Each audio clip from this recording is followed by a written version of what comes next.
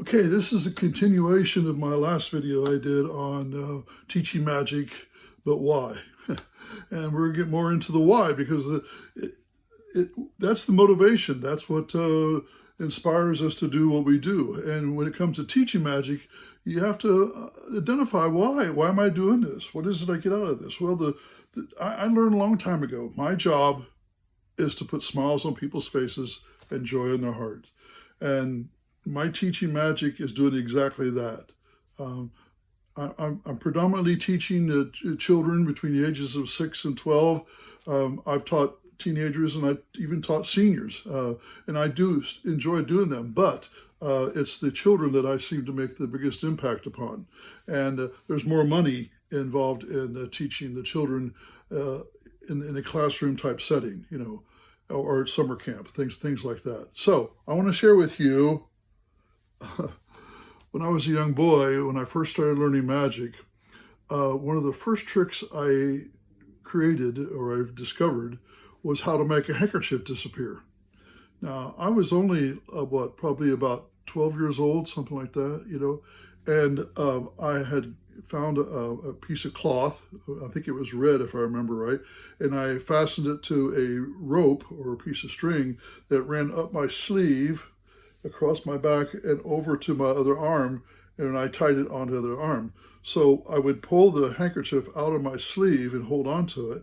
And when I go like this, when I go like that, it would pull by that motion, it would pull the handkerchief up on my sleeve. Okay. Now I was just a kid, but when I took that to school, and of course I was wearing a jacket. It was in the wintertime, and they were just blown away. And I'd pull it out of my sleeve again and do it again. So watch, there it goes. So, and they had no idea that what was happening. It was something so simple, but I remember the feeling I had watching my classmates have that experience. So, teaching magic can be very simple, and I'm going to give you a few reasons as to why it is that I'm teaching and what I'm observing in the children as I perform the magic and as I teach it to them. Now, first thing is the smiles it puts on people's faces. There's nothing more rewarding for me than to teach a child a trick, and when they learn the secret and they learn how to perform it, and I say, now perform it for me, when they do, they feel a feeling of accomplishment, they've achieved it. And I say, you did a good job, very good. I might make a few suggestions, but usually their attempts, after they've concentrated on what they're learning, they will learn how to do it. And I'll ask them to do it right there in class. Or I will ask them to bring the trick back next week after they practice and perform it again. So let's talk a little bit more about why children are interested in taking a class in magic. It's not just the secrets. It's not just the magic. A lot of them are taking the classes because they're bored. They're bored with life. They want to be stimulated with something different, something more tactical, something more non-technical, because we're all used to doing this and playing games, and there will always be those kids. Those may not be the ones that you're going to attract into your class. But there are a number of children out there who are not as attached to the technical side of it and want to get more involved into the interactive type, the soft touch, interpersonal type of society. So there's a social interaction thing, the interaction thing that they're looking for.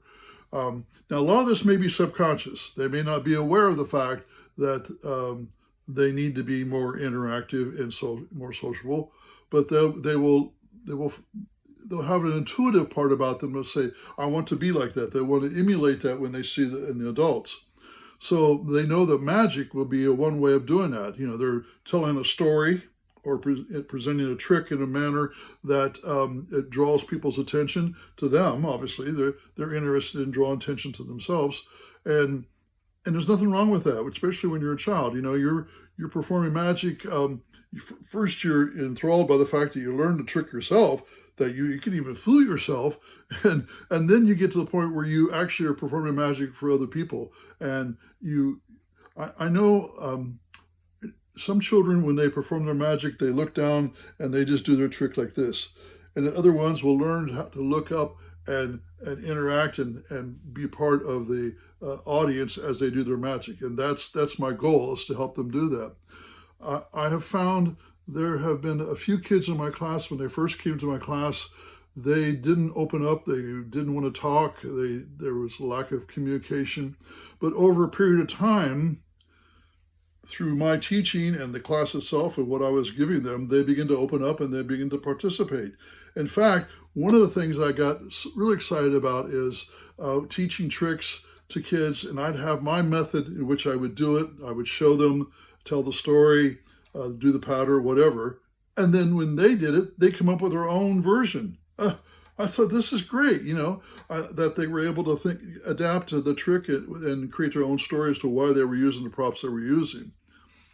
Now, sometimes they would try to use the props to do something completely different, and sometimes they come up with some clever ideas, So the point is that it gives them an opportunity to be creative.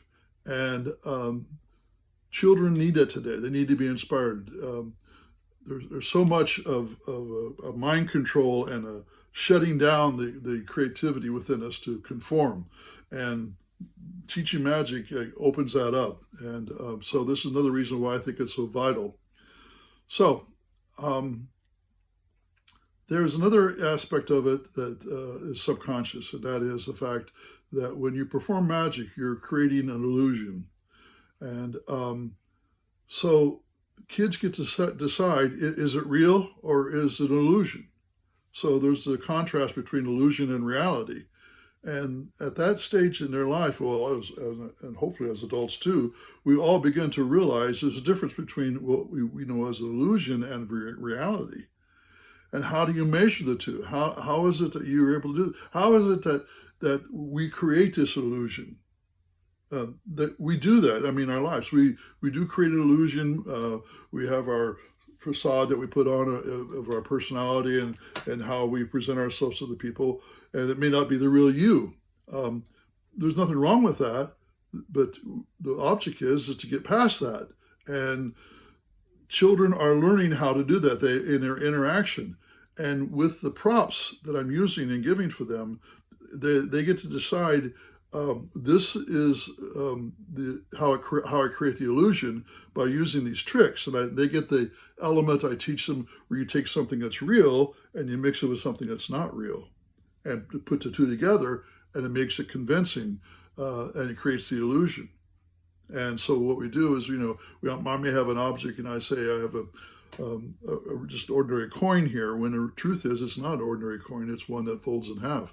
But so we know that the coin is real, and yet at the same time they don't know that it folds. So they get to experiment with that reality of the illusion and reality issue. So it's all part of the make-believe, of using your imagination, and this is critical in my opinion.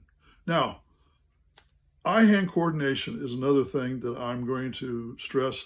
Over the years, I started teaching this back in the 90s, started teaching magic tricks to the kids in classrooms, and I began to notice over a period of time that eye-hand coordination was being lost. I couldn't get kids to tie a knot in a string.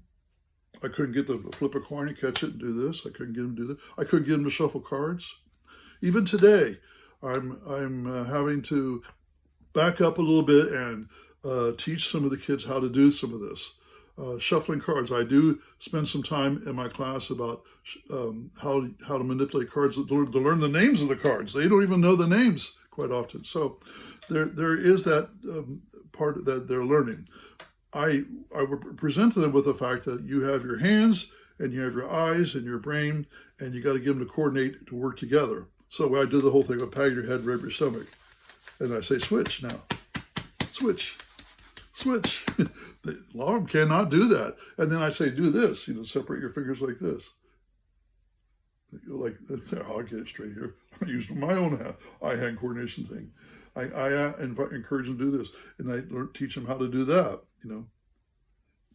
It's all part of learning to manipulate and use your hands. So There is another issue about character development that I put into the class. And so I talk to them about how to focus and how to concentrate and able to accomplish what you want to accomplish. Have a goal, set a goal as to what you want. What do you want this to do? So you learn to focus. Have a plan, how to plan this out. Where you're going to put this, where you're going to put that, and as you put together the trick. And there's value in that part of learning.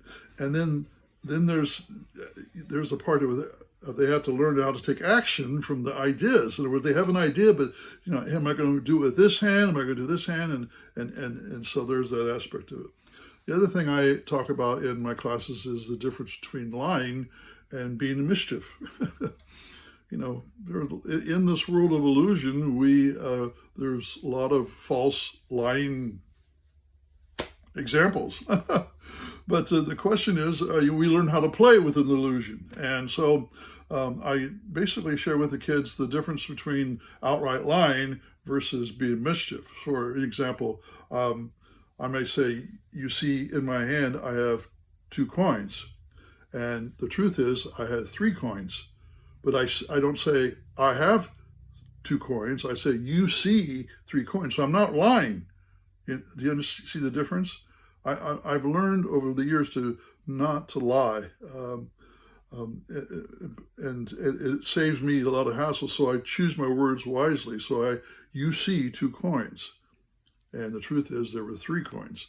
And so there's an example of how I learned to manipulate and use my words to communicate the presence of the difference between lying and reality. And so those are some of the things that I've noticed in my class that I'm doing. The most important thing is, gang, is you're planting seeds of joy and wonder in these kids' hearts, in their minds.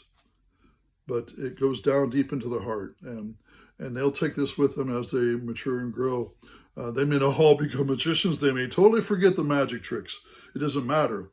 The things that you're teaching them by teaching them magic is things that they will hold for the rest of their lives. So if you've not been watching my videos, I have all my videos on the Teaching Magic in the KidShowAcademy.com website. And you can join that for free. If you want to participate in the program, there is a paid section for you to join, and then I give you access to not only all the training videos I have, but I also give you access to the products, the magic tricks I sell at a wholesale price. So those are available to you. So go watch the videos at KidShowAcademy.com, and that's where I'm posting all these videos, and I'll see you in the next video. All right, bye-bye.